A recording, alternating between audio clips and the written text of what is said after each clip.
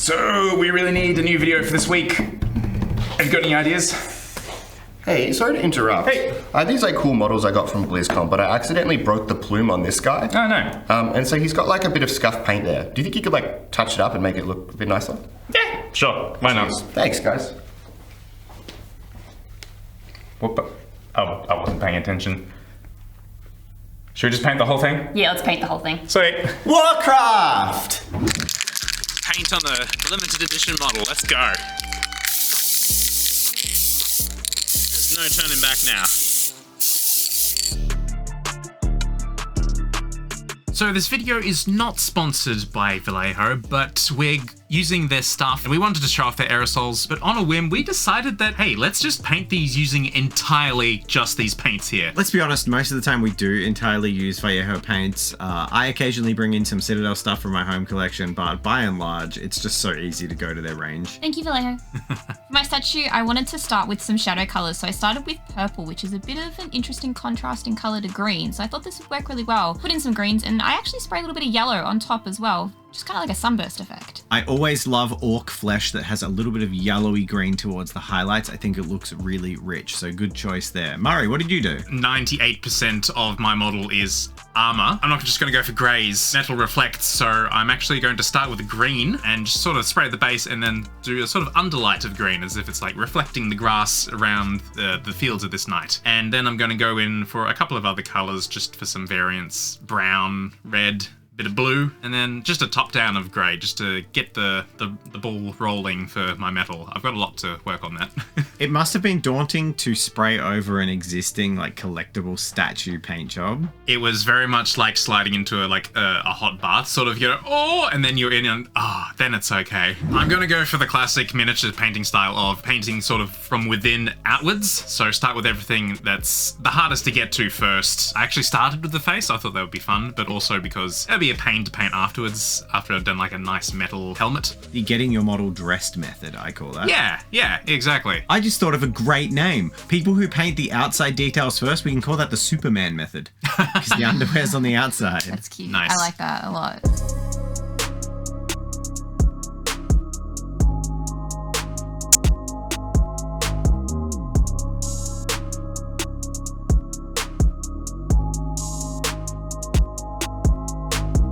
I'm starting to put in some values into the metal, to do those nice reflections and deep tones, really work the contrast to give that metal the pop that we sort of know non-metallic metal for. And I'm starting to feel pretty happy about how it's looking, but also realizing how much I have to do. You kept referencing these as giant garden gnomes worth of painting, and I couldn't agree with you more. These things are massive.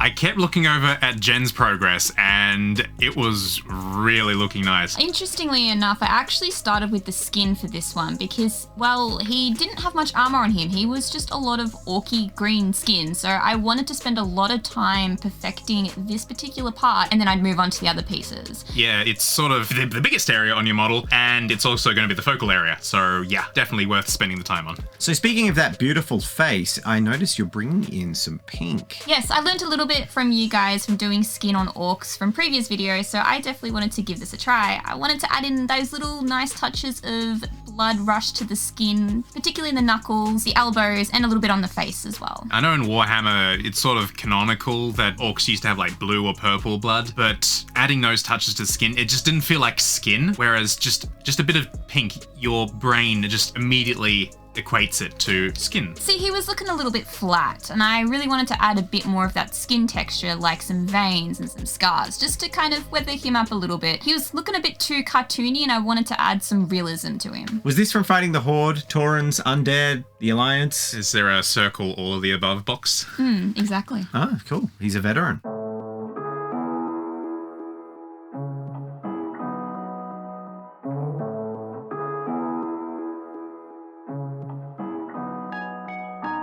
Once I was happy with how my skin was looking, it was time to move on to his bushy beard. Great bushy beard! And this time around, again, trying to go for more of a realistic effect, I wanted to add in all those individual hairs one by one. This meant going over a couple of different times with different levels of grey to give a nice hairy effect. effect. Next up was adding the red into the metals and using that wet blending method that Murray had been using on his model. I did the same thing, but here kept all my undertones purple. This meant that I'd always have a purple shadow on my figure and it would all look cohesive and nice.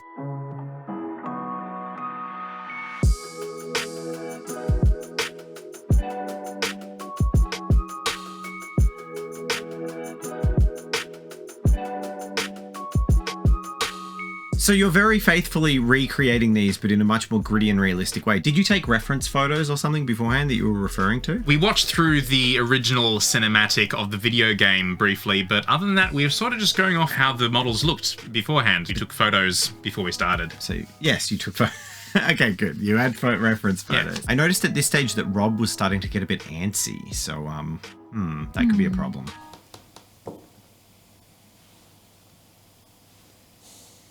What's taking them so long?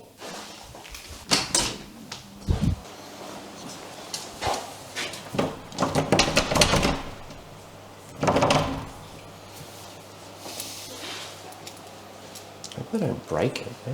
They're expensive.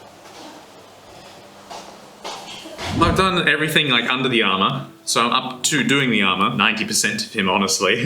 I'm just starting to block out the non-metallic metals. I find it a lot easier to rough it out and then sort of refine it. But there's a lot to do. I'm in a very similar stage as well. I like to sort of place my colors and then put in where I roughly want like highlights and stuff to go. But then I'll go back and sort of make them more refined and more softer. But yeah, so we've got a lot of work ahead of us. But I'm super excited because these are looking great. Yeah, key is to plan it out and then do it in segments, and I think that's the best way we'll get it done. That's it. So we're gonna listen to some tunes and keep working on projects, and we will check in later. Yeah. Bye.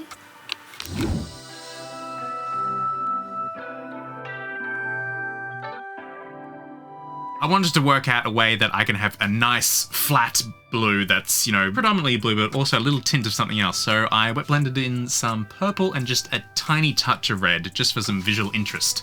Gotta love that purple undertone. Oh yeah.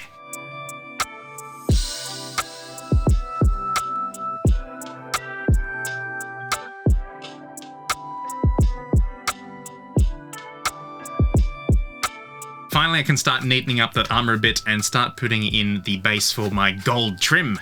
Like that, and it's there. Oh, magic. I love editing. If only it could have been like that while I was painting. So you were in a hairy situation, Jen. Absolutely. This model had a ton of unseen textures that I somehow needed to be able to put onto them. Was it making you furious? That's a stretch, but all right. Sorry, Jazza mandated at least 3 puns per video. Okay, well, we've made 2. Okay, so cool. We're done. Throughout this entire process, I kind of considered painting this model like HD texture wraps going over pieces of the model. So for example, for the fur, just kind of thinking of how it would look like HD, but it needed to be able to go over the whole thing. And I used different types of methods for different types of textures. For example, when it was time to move on to the leather, I decided to stipple this on instead, unlike the fur or the hair where I'd used individual brush strokes.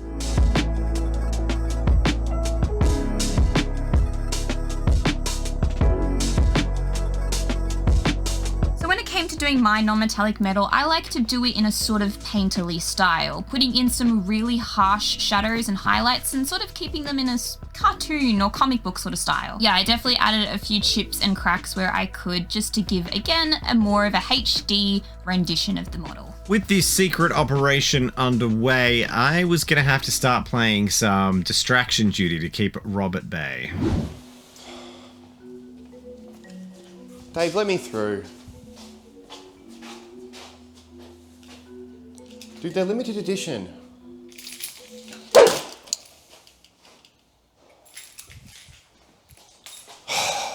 I thought I'd check in with our heroic painters, Murray and Jen, and just see how they're doing. It's almost the end of the day, and we've got more videos to film. So, you're finished at the end of today, right?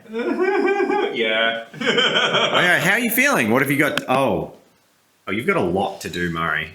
Yeah, it turns out non-metallic metal is kind of laborious. Yours is looking very polished. Really nice work, Jen. Murray, No, I'm just kidding. You're both doing really well. Murray is the expert bringing it all together in the last minute painter, so I'm not going to judge. I cannot wait to see what you come up with when you're done. I wish you both luck. Thanks. Yay. Bye. What do you mean bye? Are you just gonna stand there? Yes. Yeah? Oh, okay. See you for the rest of the day. Could you go make me a coffee? Can you paint my model? Nah? Alright. Be like that. Okay, only a small amount of panic, but I am finally starting to highlight the metals. It's all starting to come together. This is where the metal starts to pop and looks good, hopefully. God, I hope so.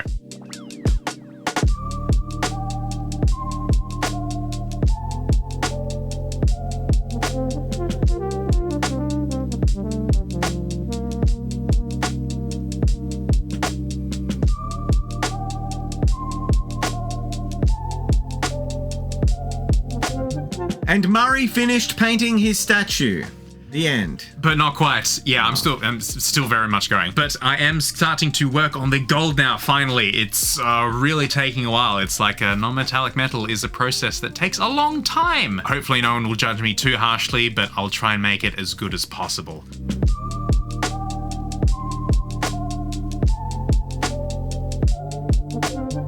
So knowing our bases both needed to look the same, I tried my best to make this process as simple as I could, starting off by stippling some grass texture on top of the base. We did want to keep some of the tones that were sort of the original sort of slightly cartoony grass, but we're going to add some more colors and to make it a bit more real.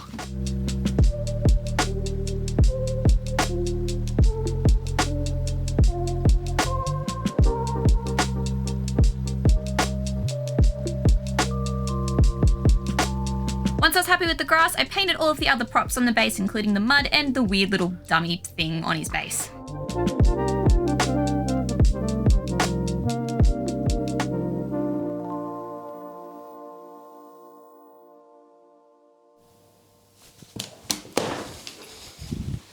I'm getting in there. Let me through. Whoa, ease up, Steamer. You're on the list. What are you worried about? Welcome, sir. Asshole. Whoa!